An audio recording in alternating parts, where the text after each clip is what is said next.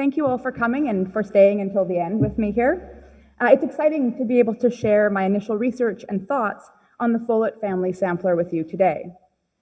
Particularly considering the 15 months we've all just lived through, I did want to note that before I start my presentation, that it does deal with the loss of 2 children.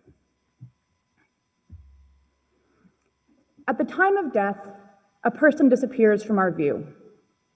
Someone, or in the case of the Follet Family Sampler, 2 people, Mary and Anne Follet, who had been so tangible, so present in the lives of those around them, cease to physically share their space. One tangible way to cope with this physical and emotional loss is through embodied engagement with material objects. Setting needle and silk to linen, repetitiously, almost meditatively, feeling the smooth thread run through your fingers to make a permanent mark in linen. Carefully moving the burn across a thin piece of silver, carving out names, dates, ages of those you've lost. Stitching silver miniature tombstones to linen. Material culture mediates our relationships with life, death, and the dead themselves. It evokes the presence of a person or persons no longer with us. And in this process of evocation, objects become memory palaces that facilitate our remembering.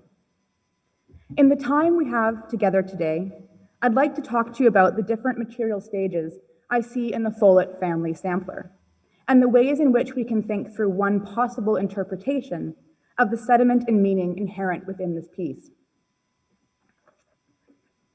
Each in their own way, all 4 members of the Follet family, Frances, Eliza, Mary, and Anne, are represented in this piece.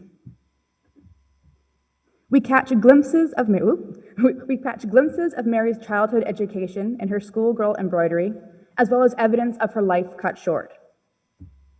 We can see Frances both in the facade of his shop, which provided for Mary's education, and in the silver discs he engraved on the death of his only children, who died just 5 days apart in the summer of 1826. Eliza appears in the sampler as her hands finish what Mary began. And we can catch a small glimpse of Anne lying at rest beside her older sister. Unpicking each layer of silken and silver sediment, this work transforms from a forward-looking object at the start of Mary's life to a backward-looking object.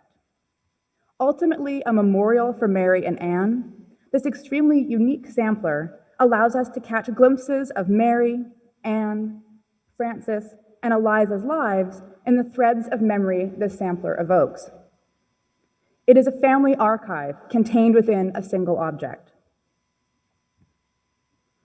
While the sentiment in this sampler may feel universal, it is a product of its time, place, and material genre.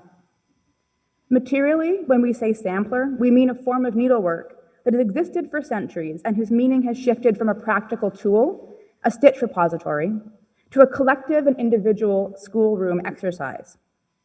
To ground our story in a physical space, let's start by locating the city of Petersburg within the physical and cultural landscapes of early 19th century Virginia. So Petersburg sits about 25 miles from Richmond, at the point where Chesterfield, Prince George, and Dinwiddie counties meet.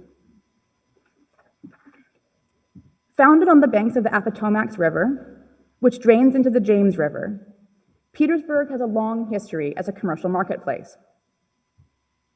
By the 1820s, Petersburg was exporting about $3 million worth of goods, both internationally and domestically, much of which was tobacco cultivated by the enslaved men and women who in 1820 made up 36.2% of the city's population. Fires plagued the city's built landscape. The Great Fire of 1815, for example, razed 2/3 of the city's wooden structures, sparking a program of rebuilding in brick, the finished effect of which is similar to this later print from the 1860s from Harper's Weekly. By 1823 then, when Mary Martha Claw Follet claimed her place in history by stitching her name in silken threads onto an open weave 20 by 18.5-inch piece of linen, Petersburg was a thriving economic and cultural center that was described by one visitor as having, quote, elegant brick buildings with streets leveling and paving, and bustle and activity are everywhere to be seen. It was also a place where merchants and artisans like Francis Follet wanted their daughters to attend one of the many girls' academies and seminaries established in the early Republic to educate the new nation's young girls. It is in this social and economic context that we can understand the first layer of meaning in the Follet Family Sampler. In 1819, Jonathan Smith placed an ad in the Petersburg Republican to, quote, respectfully inform the public that the Petersburg Female Seminary was prepared to instruct young ladies in various branches of education usually taught at female seminaries. This included reading, writing, arithmetic, grammar, composition, modern geography with the use of globes and maps, and logic, as well as the various kinds of plain and ornamental needlework that were central to a young girl's education. There's not currently a clear body of identifiable Petersburg samplers, which makes it difficult to use the stylistic elements of the Follet Family Sampler to link Mary's work to a school. However, one tantalizing possibility is that Mary actually attended Smith's Petersburg Female Seminary. A year after his initial advertisement, Smith announced that he had engaged a Miss Anne Clark, quote, late of Philadelphia, who would be educating girls in all the various branches of education at his seminary the following year. On its own, this is perhaps rather unremarkable piece of information. Teachers traveled for any number of reasons. However, when combined with material evidence in the form of a sampler stitched by Linda Ann Garton in Philadelphia in 1820, which is the only example I have found thus far with the same verse as the Follet Sampler, we can perhaps tentatively say that it's possible that both Linda and Mary studied with Anne Clark. This becomes perhaps slightly more probable given that we know that Anne Clark was still in Petersburg in 1823. Whether at the female seminary or elsewhere, when Mary began her schoolgirl sampler, as her small hands learned the repetitious movements needed to create her embroidery, she was laboring to create an object that should have been the first step in her education. Mary's contribution to this piece, to my eye, consists of the cross-stitched uppercase Latin alphabet, the lowercase alphabet where Mary has added a printer's S, as well as an uppercase English, quote, alphabet stitched in an Algerian 8-point eyelet stitch. Directly below the three alphabets, Mary has stitched the first verse of a 4-stanza poem or hymn. I found evidence in both genres. O blessed religion, heavenly fair, thy kind, the healing power, can sweeten pain, alleviate care, and gild each gloomy hour. Perhaps an unintentional but prophetic choice. Completing her written intervention, Mary has stitched her name, age, and the date.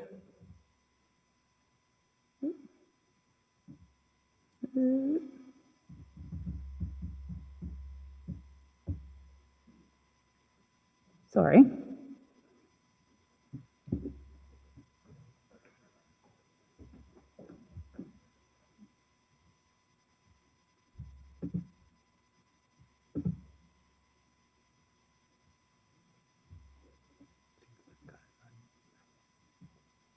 There we go. Okay. Mary Martha C. Follet's work, done in the 8th year of her age, AD 1823.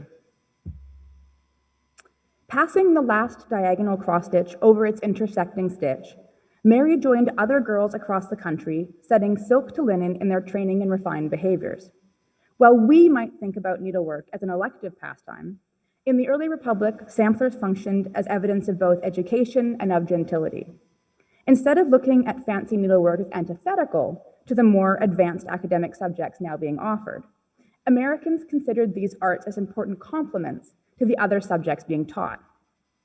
In setting needle to linen, Mary was practicing a complex form of what scholars of embroidery and manual praxis have termed material literacy. She was learning with each stitch. Her embodied engagement with the materials was part of her education. This is thus a forward-looking object, setting Mary up not only for the stepped embroidery and textile projects she would be expected to master as part of her education, but for her larger roles in the new nation as a mother and a wife. Mary's life, however, is not the only life we can glimpse in her initial stage of construction. Below the text, Mary has stitched what may speculatively be read as her father's Bank Street shop, where he sold a variety of metals ranging from silver to iron and other hardwares. One visual cue for this being Francis's shop is its construction. So the Great Fire of 1815 burned 2/3 of Petersburg's core, including the shops along Sycamore Street where Francis was currently working under the sign of the Anvil. As a result of this loss of the fire, Francis moved to Bank Street and built a brick structure. As you can see, Mary has stitched 2 doors on the brick facade. This double door layout enabled access to both the downstairs shop via one door and the upstairs living space via the other door. This is similar in design to the image on the right, which is not the Follet shop, but is a helpful comparison.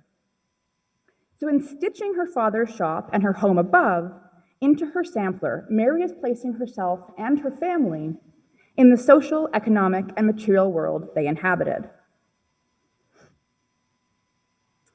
If Mary's contribution to the Follet Family Sampler is forward-looking, her parents' additions are decidedly backward-looking.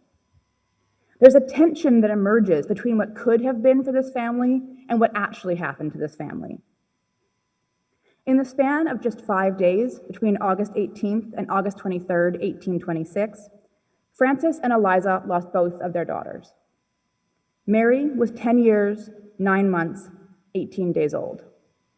Anne was just 7 years, 7 months, and 25 days old. All we know of their death comes from an ad placed in the Intelligencer and Petersburg Commercial Advertiser. Mary died on a Thursday. I've not yet been able to determine how they died, but it's possible and perhaps probable that they died of either cholera or yellow fever. Census records indicate that the Follets had no other children in 1826, and they did not have more children after the loss of Mary and Anne. With the death of Mary on August 23rd, the Follet family was cut in half. We do not know how Eliza or Francis felt that August, but we do have evidence of how they engaged with the loss of their daughters materially. Eliza set silk to linen, and Francis went to his shop to craft the 2 small silver discs we see stitched onto the bottom right corner of this sampler. These discs ask for our attention. They beckon to us as mimetic devices. Stylistically, they immediately call to mind tombstones. The composition, the meticulous balance of text on the silver, is reminiscent of tombstones in the period. The image on the right is an image of a tombstone from Norfolk, and the image on the left is the silver disc Francis engraved for Anne. While not identical, there are clear visual resonances between the marble and the silver. As you can see, the choice to include not only the year the girls died, but to note their ages in a tripartite format, year, month, and day, is similar to how Mary Basel's family memorialized her, including the date of her death and noting her age in years and months. I've not yet been able to locate the girls' tombstones, but given the stylistic qualities of these 2 silver discs, one hypothesis is that the discs themselves stood in for tombstones for the girls. These discs also ask us to pause to consider the role of gender in mourning samplers. Mourning samplers traditionally offered women a space to memorialize loved ones in a private domesticating and domesticated practice. Unlike increasingly more mass-produced objects that could be purchased on the death of a loved one and then neatly slotted into developing sentimental understandings of mourning as a public practice, mourning samplers were hand-worked, embodied aesthetic memorials. Recent work on mourning pieces has compellingly argued that they are highly gendered objects that taught women their place in melancholia, male and female roles in mourning and in the early republic. We need to be cautious, perhaps, when placing the Follet sampler in the context of other morning samplers. It simply did not begin its life as a morning sampler. But the fact that we can clearly see Francis's hand on this work does suggest that it might be fruitful to consider the ways in which perhaps a capacious understanding of gender in mourning pieces might yield fruitful new questions. This is not to say that it was common for fathers to engage directly or as directly as Francis appears to have done with mourning embroideries. Indeed, as we see here, often fathers only appear as the deceased being memorialized. But it does indicate that it was not beyond the realm of possibility. There is some debate as to whose hand worked each part of this sampler, and I do plan to continue working with this piece. But to my eye, the girl's mother, Eliza, added the satin-stitched flower border, the flowering fruit tree, and she added the 2 silver discs and accompanying weeping willows. It was not uncommon for a family member to complete a sampler started by a young relative on their death. As just one example, the MESDA collection has the Phoebe Van Pelt sampler, which was completed by the Stitcher's family on her death. So Phoebe Van Pelt is thought to have started this Yellow House sampler before her death in 1827. But the mourning motifs were incorporated into this sampler later and were not part of the intended design. If it was indeed Eliza who finished this sampler, transforming it from a schoolgirl sampler into a site of family memory and mourning, how should we read her interventions? One place to start is with the discs and willows themselves. Symbols of loss and mourning, the weeping willows in this composition elegantly frame the girls' silver tombstones, bending their branches low to the ground. This composition can be seen in other purpose-specific mourning embroideries in the 19th century, like this example on the right of the screen. In both cases, the willows frame the central mourning element, drawing the viewer's eye in. In this case, in the Follet sampler to the 2 silver discs, and in the example on the right, the central tomb and urn. To me, the compositional clarity of this miniature scene in the Follet Family Sampler suggests that it was stitched and intended to be a coherent intervention. A second window into the meaning embedded in the secondary intervention is the flowers Eliza chose for the border. Achieving visual balance in her composition through the placement of flowers in a winding green vine, the flowers themselves are meticulously individualized.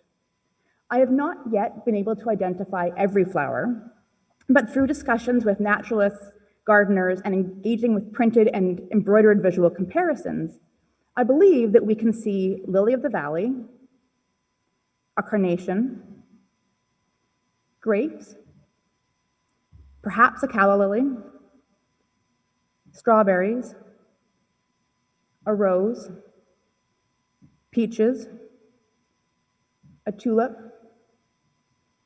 cherries, bluebells, and a rosebud. Teasing out the meaning of the flowers Eliza chose is perhaps hard in circumstances like these because they may have had more than one meaning. Some, like bellflowers, can be specifically linked to religious groups like the Quakers, while lily of the valley had deep meaning for groups like the Moravians. Eliza may also have pulled her inspiration from pattern books, print sources, or other embroideries. Particularly given the case that the Follets were neither Quakers nor Moravians, their grandfather helped to found the Methodist Church in Petersburg. What's tantalizing then for us is whether any of these flowers carry specific meaning to the Follet family. It may be that in the flower choice itself, Eliza is yet again evoking her daughter's presence. Perhaps, for example, these were her daughter's favorite flowers. Strawberries, broadly speaking, have been linked to innocence, childhood, and the loss of youth. Well, I think we perhaps may want to be cautious about applying later Victorian understandings of the language of flowers to a piece like this. We can think about these as meaningful designs because there were both culturally broad and personally specific resonances to floral and faunal designs early, and it's simply too early in our understanding of this particular sampler to discount any meaning. Objects are significantly better at asking questions than answering them, and there are many threads to follow in a work this complex.